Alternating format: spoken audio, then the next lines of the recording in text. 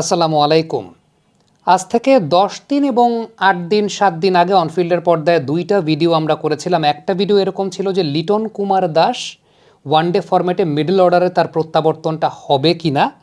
অনফিল্ডের সেই ভিডিওর থাম্বনেইলটা আপনারা দেখতে পাচ্ছেন।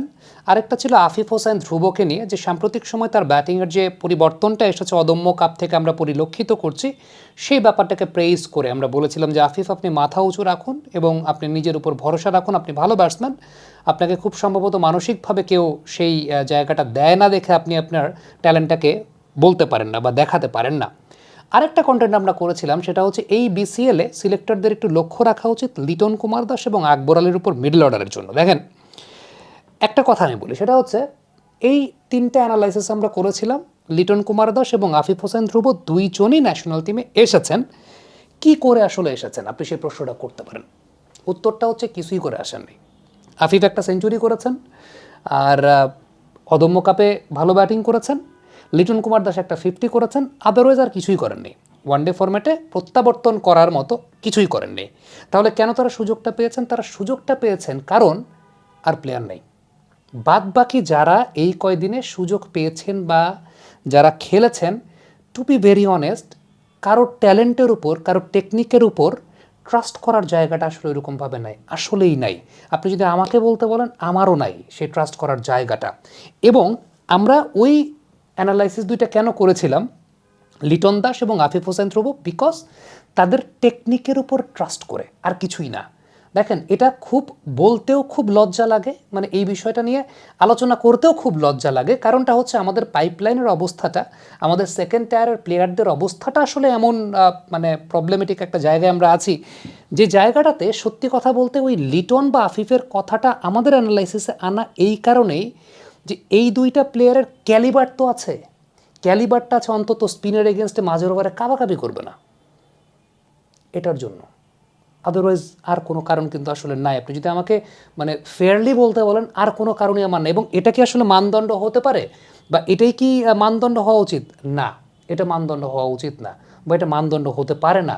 কিন্তু আনফর্চুনেটলি, নিরুপায়, আসলে এর চাইতে বেটার কোনো কিছু করার জায়গা নাই। এখন এটা তো আমরা বলেছিলাম, এখন বাংলাদেশ টিমের সিলেক্টর যারা আছেন, Gazi Ashraf Hossain Lipu, Hasibul Hossain Shanto, they definitely have their thoughts. Coaching স্টাফে ফিল সিমন্স আছেন, মোহাম্মদ সালাউদ্দিন আছেন, they also have their thoughts. Gazi Ashraf Hossain Lipu যে কথাটা বলেছেন যে they have not done anything right to be back into the ODI side, but what matters যে কোচিং স্টাফ তাদের ব্যাপারে পজিটিভ ভাইব দিচ্ছে যে well, they are in well shape, they are in good shape. লিটনের technical যে ফ্লসগুলো ছিল, সেই ফ্লসগুলো নিয়ে যখন কাজ করা হয়েছে, কোচেস আর স্যাটিসফাইড যে ওকে, we can bring him back in the ODI side, and this time not as an opener, as a middle order batter, because the crisis lies there for Bangladesh cricket. আসলে ক্রাইসিসটা ওই জায়গাতে। মেহেদী হাসান মিরাজ 4 নম্বর পজিশনে batting করছিলেন। আমার কাছে মনে হয় না একেবারে আপ টু দ্য মার্ক কোনো কিছু তার ছিল ব্যাটিং। পুরো ব্যাটিং অর্ডারের ভারসাম্যটাই মাঝখান দিয়ে আসলে নষ্ট হয়ে যাচ্ছিল, সত্যি কথা বলতে। সো সেই জায়গাটাতে আমরা অনফিল্ডের পর্দা 10 দিন আগে প্রথম লিটনের নামটা বলেছিলাম।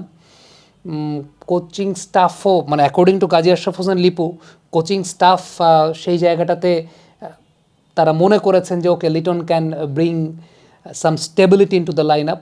আফিফের কথাটা আসলে আলাদা করে কেন বলেছি, আফিফকে অদম্য কাপ থেকে দেখছো তো, আফিফের ট্রিগার মুভমেন্টে একটা বড় পরিবর্তন দেখেছি। এবং from my point of view, এটা আমি আগে ওই অ্যানালাইসিসটাতে দেখিয়েছিলাম যে from my point of view তাকে অনেক বেশি মাত্রায় কনফিডেন্ট মনে হচ্ছে in this trigger movement. Technically তাকে বেটার মনে হচ্ছে than the previous occasions in this particular trigger movement. সেই ট্রিগার মুভমেন্ট আপনার একটু কম্প্যারিজনটা দেখেন, অনেক লম্বা বড় একটা ট্রিগার মুভমেন্ট আফিফ এখন নেন। এবং আগে যেটা ছিল লেগ স্ট্যাম্প থেকে মিডল স্ট্যাম্পের মধ্যে শেষ হয়ে যেত, এখন সেটা it's starting from the leg stump and it's ending towards the of stamp or beyond the of stamp বা চতুর্থ স্ট্যাম্পের দিকে। একটা বড় ট্রিগার মুভমেন্ট নিয়ে আফিফ খেলছেন এই মুহূর্তে। সেটাতে সফল হয়েছেন অদম্য কাপে, সেটাতে সফল হয়েছেন বিসিএলে, but in international cricket he will be successful, no guarantee on that. We don't have any guarantee যে করতে পারবেন কিনা। বাট 5+ স্টার রেটিং প্রাপ্ত দেশের সর্বোচ্চ বিদ্যুৎ সাশ্রয়ী ও eco friendly Walton AC, Walton air conditioner, smart comfort এখন নেক্সট লেভেলে। দিন শেষে কেন ওই অ্যানালাইসিসটা করেছিলাম, it's because the talent this two cricketers have আমার কাছে মনে হয় যে ট্রাস্টওয়ার্দি, ইউ ক্যান ট্রাস্ট যে ঠিক আছে they can bring the stability. But unfortunately আর যারা আছেন ওই স্টেবিলিটির জায়গাটা আসলে একটা চিন্তার জায়গা। আরেকটা বিষয় আমি মানে এটা অনেক বেশি মাত্রায় দর্শকদের কাছে ভালো লাগবে না, জাকের আলী অনেক কেন নাই আসলে সেটাও একটা প্রশ্ন কিন্তু আসতে পারে। কেন আসতে পারে আমি আপনাকে বলি, সেটা হচ্ছে জাকের আলী অনেক he is not in good shape, সেটা আমরা জানি, but he is not in good shape for T20 cricket. When we are talking about ODI cricket, আপনি যদি জানুয়ারির 1, 2025 থেকে এখন পর্যন্ত ওয়ানডে ক্রিকেটে বাংলাদেশের শীর্ষ 2 রান সংগ্রহকারী ব্যাটসম্যান দেখেন, শীর্ষ 2 অ্যাভারেজের ব্যাটসম্যান দেখেন, আপনি তালিকাটা যদি দেখেন তাহলে দেখবেন সেই জায়গাটা 1 নম্বরে তাওহিদ হৃদয়, 2 নম্বরে জাকের আলী। এখন ব্যাপারটাকে আমরা এরকম কিছু করে ফেলছি কিনা যে because of his poor form and poor shape in T20 cricket we are ignoring him for ODI cricket also. Back in 2009, 2010 we did the same with Junaid Siddique. Junaid সিদ্দিকীর সঙ্গে আমরা এই সেম কাজটাই করেছিলাম। সো ব্যাপারটা কি সেরকম হচ্ছে কিনা? হ্যাঁ, জাকের আলীর লাস্ট 2টা one day match he was not up to the mark, এবং তখন থেকেই তার ব্যাটিং শেপটা ভালো দেখা যাচ্ছে না। আমার কাছে মনে হয় সিলেক্টররা হয়তো বা কোচিং স্টাফের সঙ্গে কথা বলেছেন কোন ব্যাটসম্যানের কারেন্ট শেপটা এখন কোন অবস্থাতে আছে, কোন ব্যাটসম্যানটা হ্যাঁ maybe he scored runs in ODI cricket for last couple of years, but currently কোন প্লেয়ারটা আসলে কোন শেপে আছে সে ব্যাপারটাই হয়তো বা কনসিডার করছে খুব সম্ভবত। সত্যি কথা বলতে আবারও আমি আপনাকে যদি বলি, সেটা হচ্ছে আপনি যদি আমাকে জিজ্ঞেস করেন যে ভাইয়া is this should be the criteria, আমি বলবো যে না, this should not be the criteria, but for Bangladesh we are bound to make it the criteria, কারণ আমাদের কোয়ালিটি প্লেয়ার্স নাই ওই লেভেলে পারফর্ম করার মতো। এখন কেন নাই, the discussion is very deep. 2012-13 সাল থেকে 2023-24 সাল পর্যন্ত আবাহনীর ব্যাটসম্যানদের পা থাকতো না।